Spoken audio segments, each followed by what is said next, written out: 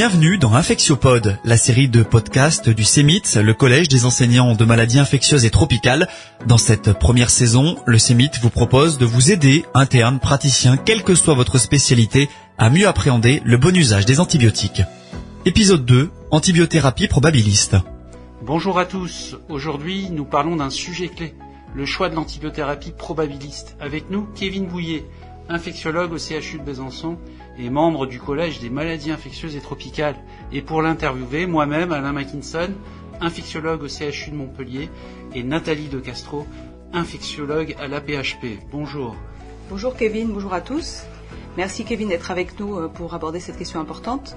Pour commencer, peux-tu nous rappeler ce qu'on entend par antibiothérapie probabiliste ? Bonjour et merci pour l'invitation.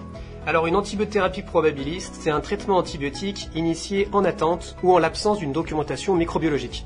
Donc si je comprends bien, il y a beaucoup de situations dans lesquelles l'antibiothérapie est probabiliste. Oui, en effet, c'est même la majorité des cas.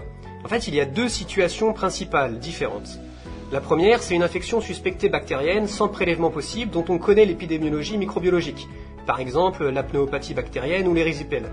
Et il y a les situations avec critères de gravité ou de terrain spécifiques à risque, tels que les immunodéprimés ou les neutropéniques. Mais du coup, comment faites-vous en pratique ? Alors il faut un raisonnement structuré. En gros, il repose sur 5 grandes questions. La première, existe-t-il des signes de gravité ? La deuxième, quel est le site de l'infection ? Ensuite, quel est le terrain du patient ? Est-ce que c'est une infection communautaire ou associée aux soins ? Et est-ce qu'il y a un contexte épidémique ? Et enfin, quels sont les risques de résistance ? Notamment un voyage récent ou alors des antécédents récents d'antibiothérapie. Le terrain, Kevin, c'est-à-dire ? Alors, est-ce que le patient il est immunodéprimé ? Est-ce qu'il est neutropénique ? Est-ce qu'il est splénectomisé ? L'âge est important également, notamment pour les nourrissons, mais aussi l'existence d'une allergie vraie et ou grave à certains antibiotiques. Merci Kevin pour ces précisions. Prenons un exemple concret, une pneumonie communautaire chez un patient d'une 50aine d'années sans comorbidité. Quel serait le raisonnement ?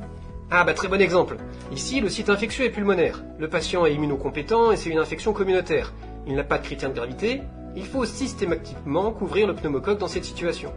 En probabiliste, on optera donc pour de l'amoxicilline, sauf en cas d'allergie vraie. Pas besoin ici d'antibiotiques à large spectre comme une céphalosporine de 3e génération, ou une fluoroquinolone, ou même l'amoxicilline associée à l'acide clavulanique.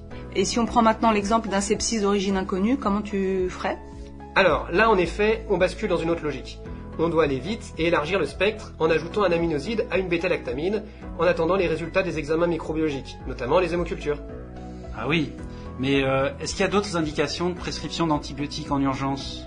Alors, on a déjà parlé de la présence de critères de gravité, avec notamment le sepsis et le choc septique, mais il faut faire attention également au terrain, notamment dans le cas de neutropénie fébrile ou chez le patient spléectomisé, et dans certaines situations, comme la méningite supposée bactérienne, le purpura fulminans, et en cas de bactériémie avec examen direct positif en attente de l'antibiogramme. Alors finalement, pourquoi on ne prescrit pas systématiquement une antibiothérapie à large spectre ? Très bonne question. Il ne faut pas perdre de vue que l'antibiothérapie à large spectre génère des résistances bactériennes, tant à l'échelle individuelle que collective. De plus, il ne faut pas oublier le risque d'effets indésirables potentiellement graves, notamment les colites à Clostridium, l'insuffisance rénale, et qui peut compliquer la prise en soins. Pour conclure, Kevin, si tu devais donner un dernier conseil pratique aux jeunes médecins face à une suspicion d'infection présumée bactérienne, lequel ce serait ?